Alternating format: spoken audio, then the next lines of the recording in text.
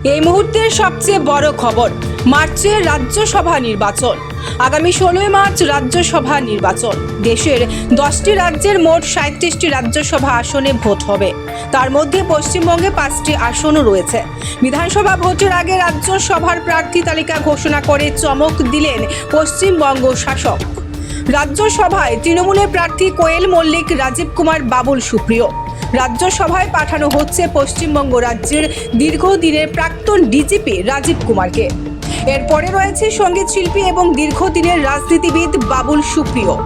এরপরে সব থেকে চমক, এবার রাজ্যসভায় তৃণমূলের প্রার্থী কোয়েল মল্লিক। সিরিয়াল ও সিনেমায় দেখা গেলে কোয়েল মল্লিককে এবার দেখা যাবে রাজনীতির ময়দানে।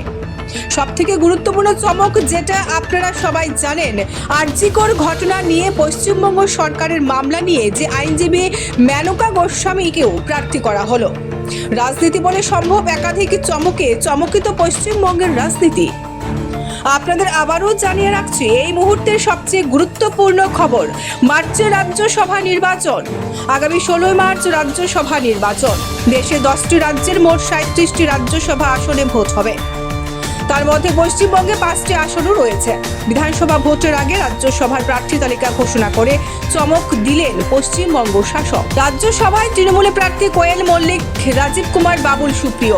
রাজ্যসভায় পাঠানো হচ্ছে পশ্চিমবঙ্গ রাজ্যের দীর্ঘদিনের প্রাক্তন ডিজিপি রাজীব কুমারকে। এরপরে রয়েছে সঙ্গীত শিল্পী এবং দীর্ঘদিনের রাজনীতিবিদ বাবুল সুপ্রিয়কে। এরপরে সব থেকে চমক, এবার রাজ্যসভায় তৃণমূলের প্রার্থী কোয়েল মল্লিক। সিরিয়াল ও সিনেমায় দেখা গেলে কোয়েল মল্লিককে এবার দেখা যাবে রাজনীতির ময়দানে। সব থেকে গুরুত্বপূর্ণ চমক, যেটা আপনারা সবাই জানেন, আরজিকর ঘটনা নিয়ে পশ্চিমবঙ্গ সরকারের মামলা নিয়ে যে আইনজীবী মেনকা গোস্বামীকেও প্রার্থী করা হলো। রাজনীতি বলে সম্ভব, একাধিক চমকে চমকিত পশ্চিমবঙ্গের রাজনীতি। Bureau report, SD news media.